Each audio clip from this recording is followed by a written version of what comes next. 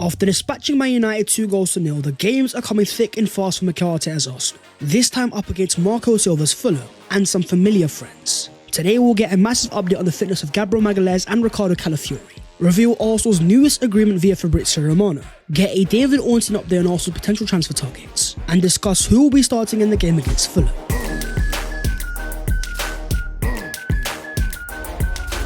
Yo, what is going on, guys? My name is Bass14. Welcome back to your boys channel, and I hope you guys are doing sensational as Arsenal approach yet another must-win game. We have got so much to break down going into it, so as per, smash a like on the video if you enjoy it and subscribe to the channel if you are new. Help your boy on his road to 300,000 subscribers. But starting off with the latest Arsenal news. After beating Man United 2-0 as Set Piece FC dominated once again, making it 4 wins out of 4 post-international break. For Mikel Arteta, that is now 87 wins in his first 150 games as Arsenal manager. The highest win rate of any Arsenal manager in history, and as much as he often gets support, it's because he deserves it. Having crafted an Arsenal side fighting for a title, pressure may be on this season, but there's no denying Mikel's overall quality as an Arsenal manager. But part of what makes him so good, of course, is his backroom staff. The likes of Albert Stuyvenberg, and of course the set-piece wonder Nicolas Jover. They have become an integral part of making Mikel Arteta's Arsenal tick. So with Arteta getting a brand new contract at the start of the season, Fabrizio Romano now understands that Mikel Arteta's assistant manager Albert Stuyvenberg has also agreed to sign a new deal at Arsenal until June 2027. A deal in place and set to be formally sealed soon for one more key member of Arsenal's coaching staff. Famously known as Earpod Albert, Mikel Arteta's right-hand man over the course of his entire Arsenal career.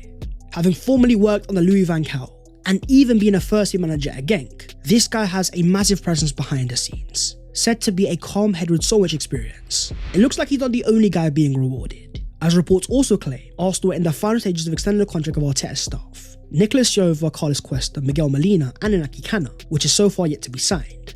From the goalkeeping coach that told Mikel Arteta has assigned David Raya, to the very highly rated Carlos Cuesta, despite being only 29 years of age. Cuesta is very highly rated in the coaching scene, with some clubs even reportedly looking at him as a potential future manager. But in terms of the current spotlight, of course, is all on Nicolas Jover, regarded as the set-piece coach in all of Europe, when other clubs who don't even know the set-piece coach is. Jover has gone famous, with Arsenal having now scored 7 set-piece goals this season in the Premier League, more than any other side, with 2 more goals against Manchester United and dominated so many set-pieces. You had former Man United player Gary Neville say after the game, Jover is one of the most annoying blokes in football, and I find that quote very bemusing.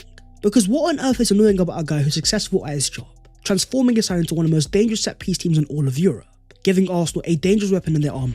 As Mikel Arteta responds, we'll take that as a compliment. There is a lot of room to improve and margins are always there for us to improve and get better. It seems like the set-piece success is getting under people's skin. Watching Arsenal find almost a cheat code, something they're able to rinse time and time again, with 22 set-piece goals since the start of last season, it's taken the spotlight away from things that are even more important. Like for example the fact that Arsenal had 13 corners against Man United to only their 0, a sign of how dominant Arsenal were in the final third, able to keep the ball there and earn corners in the first place. Or the fact that United only had 6 touches in the Arsenal opposition box, their lowest total since 2017, which also came against Arsenal. As Mikel Arteta says perfectly, we want to be the kings of everything. In corners the best in the world, in open play the best in the world. Before it was we didn't score enough, we didn't win big games for 20 years. We want to be the best of the best. Essentially what's happened here is teams can no longer bully Arsenal. Where years under Arsene Wenger, Arsenal known as being too soft, weak in midfield and able to get walked over, at one stage having only 2 wins in the last 40 league away games against the Big Six. This Arsenal side now is unbeaten against every single Big Six side in over 500 days. Fast forward to 2024, Arsenal have become the bullies, smarter than corners than anyone else. You look at the first goal of Yuri and Timber. When the past Arsenal were targeting goalkeepers and making it hard for them, we actually left Andre Onana completely unmarked. Yet another sign of Arsenal adapting and changing their ways, giving their corners variation and making them unstoppable. I'm finding it very disingenuous. Corners are a thing that every team has access to, not reliant on referees or dodgy decisions. It's all about keeping the ball in the final third and earning them. And once given them, it's about maximising them, something Arsenal do spectacularly. But this whole idea that Arsenal are Stoke City, despite having the highest defensive line in the Premier League, more than Man City and Liverpool, a lot of this for me comes down to jealousy. Arsenal have targeted the area that most teams don't, maximising to a stage that's made them annoyingly good, and teams just don't know how to defend them. Take for example the goal from William Saliba. Look at the 3 Man United players behind him. If scoring set pieces is so easy, then why are your teams defending it like this? With Arsenal having now scored 100 goals in 2024, our set pieces have become our secret weapon, a way to swing games in our favour when open play isn't working out, give Arsenal important results. and Man United fans should know they're better than anyone else. Think about your 1999 Champions League win. If it wasn't for your 2 set-piece corners, you wouldn't have never won the treble. But in terms of Arsenal going forward with the transfer market soon approaching, rumours are also starting to circulate. So let's talk about a certain Xavi Simons. According to David Ornstein, some close to Simons' situation expect a permanent exit from PSG and forecast a move to the Premier League or La Liga, anticipated to be worth at least €80 million minimum. Arsenal, Barcelona, Bayern, Liverpool and Real Madrid are seen as the most probable destinations. Having thrived for PSV back in 2022, then gone back to PSG, who exercised their buyback clause of only €4 million. 2 loan spells since then to RB Leipzig have been very successful, with 25 goals and assists last year in 43 appearances, with another 4 Bundesliga goals and assists in just 7 appearances this season. A player that's comfortable playing on the left half space as a number 10 or as a number 8, but also comfortable playing as a winger. Levels of versatility that Mikel Arteta looks for in a brand new forward. What Arsenal are looking to add to their team is something they don't already have. That's why we're looking at Simons' ball carrying numbers. With 1.6 successful dribbles per game this season, at a 48% success rate. Last year it was as high as 2.6 per 90, at a very impressive 60% success rate. Having seen the impact of Yuri Timber in the defence and Ricardo Calafiori, 2 ball-carrying type of defenders, with the departure of Emil Smith-Rowe, Arsenal have lost that profile. A player comfortable at receiving the ball and turning into the opposition, asking them questions they don't want to answer. At only 21 years of age, Simon has a lot of potential. Having come through as a wonder kid at Barcelona, then transferred to PSG at a very young age. My only question would be regarding Ethan Nwaneri. When you've already got a wonder kid profile at your club, who is very similar in terms of profile, able to receive the ball in the half turn and spin in behind. Having recently let the likes of Fabio Vieira and Emil Smith-Rowe go, we had this very intriguing quote from Mikel Arteta, saying we allowed Fabio to go as well as Emil Smith-Rowe because we wanted to create room for Ethan Nwaneri. He has given us every reason to trust him. That to me shows a lot of belief in Ethan. The idea of then spending €80 million on Xavi Simons, potentially getting in the way of Nwaneri, just doesn't make any sense. But talking about the forward area, what about a brand new wide forward? On the left hand side, where both Leandro Trossard and Martinelli have rotated this season, taking turns but not quite making the role their own. All eyes turn to former target Nico Williams, who, as David Ornstein says, is more open to a move to the Premier League than previously. However, the player would not prefer to move in the winter market. Arsenal, Bayern, Chelsea, Liverpool and Tottenham are among those who hold long-standing interest, with a report release clause of £50 million.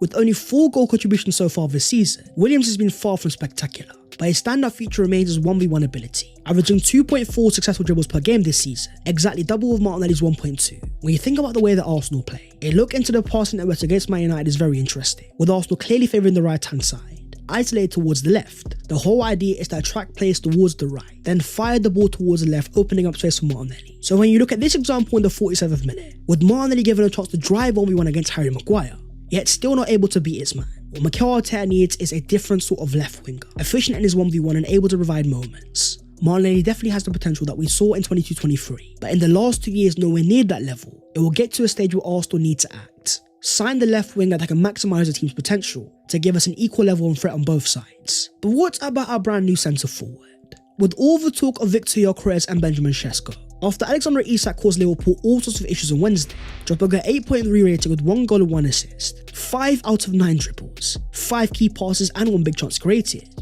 I think a lot of Arsenal fans are starting to see him as the one, with even reports in the past confirming that Arsenal have made Isak the #1 striker target. It was a performance that if you watched it, you saw completeness, up against a Premier League great like Virgil van Dijk and causing him all sorts of issues. Not fearful of his presence, running straight towards him, fearless, with a prime example being his bullet of a goal. Ball striking of the highest level, hitting the ball at a whopping 70 miles per hour. A key thing for what Arsenal fans are looking for a brand new centre forward, conviction behind his strikes. Isak now has 22 league goals and 31 home appearances for Newcastle, and more importantly he seems to thrive on the big occasions, becoming the first player to score 10 non-penalty goals against the Big Six since the start of last season. As important as Kai Havertz is for Arsenal when playing at centre forward, tactically giving Mikel Arteta so many options out of possession, we can't forget the main role of a striker, which is being threatening, asking opposition questions constantly, while also providing a fear factor. What Isak has is a lot of stardust in his quality, compared to Henry because of his physique and technicality. Seeing how comfortable he is playing out wide means Mikel Arteta could also use him as a wide forward, with Newcastle finding it hard to get him signed a new contract, most likely not enter the Champions League next season, as team news and tickets is already confirmed. I have been told that Alexander Isak is very high on Arsenal's list. He's definitely someone I expect to revisit next summer. If Newcastle don't get Europe, you'd imagine he'd be angling for a move. Watching that performance against Liverpool, thinking about what he'd offer Arsenal that we don't already have, in a market of strikers that is very debatable, a lot of Arsenal fans are starting to believe that Isak might be Mikel Arteta's perfect type of centre forward, not only giving Arsenal a potential world-class ball carrier, but But in Champions League games where we need a transitional threat, watching him lead Newcastle's attack all by his own makes him that much more of a perfect option. Moving on to Fulham versus Arsenal. In another must-win game for Mikel Arteta's Arsenal, we go against a side that beat us last season. A 2-1 defeat at Craven Cottage to end 2023. Approaching the end of 2024, this game won't be any easier, with Fulham finding themselves 6th in the Premier League on 22 points. 6 behind third place Arsenal, having just beaten Brighton 3-1. With the likes of Emil Smith-Rowe, they have found a new level this season, causing teams all sorts of issues playing a 4-2-3-1. Their standout player is a former Arsenal one, and we're not talking Emil Smith-Rowe, we're talking Alex Iwobi. With 2 more fantastic goals against Brighton, he now has 5 league goals this season, and 3 assists, playing all across the front three with more confidence than ever before. Alongside Emil, he's formed quite a partnership, with Marco Silva quite often deploying the trio of Nelson, Smith-Rowe and Iwobi. Going into this game, it looks like Reece might not be available, having been taken off against Brighton holding his hamstring. With the likes of Adama Traore, Fulham will definitely have the depth to still cause Arsenal a lot of issues, deploying a mid-block and making it as hard as possible. For Arsenal, it's going to be very important they have a full team available. So after Gabriel Magalhaes and Ricardo Calafuri missed the game against Man United, here they were after the game celebrating alongside Jakub Kiwior. In terms of Mikel Arteta after the game, as he said, it would have been a big risk to play Gabriel because he felt something against West Ham. Sunday is a possibility, and the same with Ricardo Calafuri. Let's see how they react. With Arteta then going on to say, we will see in tomorrow's training sessions. It's going to be very difficult to say. It depends on how they evolve in the next few days. According to Sky Sports, both players were not spotted in training. But with Mikel Arteta being as secretive as possible, I wouldn't be surprised if they were both available come Sunday. And having just beaten Man United purely off set pieces, let's just say Gabriel and Fulham have a history of corners, having scored his first league goal for Arsenal against Fulham from a corner, then 2 more corner goals in 2020-23. Fulham will make this a very tight game from open play, so as ever set pieces are going to be very important. And after Gabriel Magalhaes recently changed his Instagram profile picture, officially confirming his Batman celebration, as Martin Ziegler now reports, the Premier League is set to trial a rule that will see 8 seconds for goalkeepers to release the ball, or they will concede a corner, potentially music to the ears of Nicolas Silva and Gabriel. Here's how I think Arsenal will line up, with David Raya in goal, a back 4 of Timber, Saliba, Gabriel and Calafuri, and a midfield of Rice, Thomas Partey and Odegaard, with a front 3 of Trossard, Havertz and Saka. One of Arsenal's strongest teams to potentially play. I've gone for Trossard over Martinelli mainly because of how I think the game's going to play out. Fulham will make it tight and give Arsenal limited space, a game state that will suit Trossard a lot more, as we saw perfectly against West Ham. And of course, as ever, it's another massive week for the title race. With Liverpool dropping points against Newcastle in the midweek, they now face their Merseyside neighbours in Everton away from home in a 12:30 kickoff. With the gap now down to 7 and of course Chelsea also being there, for Liverpool it's going to be very important to see how they react, facing adversity for the first time in the season, with Chelsea and Arsenal both providing pressure. We also can't forget about Pep Guardiola's Man City, only 2 points off Arsenal and Chelsea, having got their first win in 8 games after finally beating Nottingham Forest 3-0. With this recent video surfacing of Pep Guardiola walking along in Liverpool, then reacting very angrily after a comment. Pep is a very scary guy once you anger him, and with all the talk recently about him being finished, the title race being over, we are still only in December, and we all know about Man City's second half of the season. So as Arsenal approach yet another must-win against Fulham, my question to you guys is how many teams do you think are in this year's title race? But that is the video there and there, so hopefully you guys have enjoyed. If you have, don't forget to smash a like and also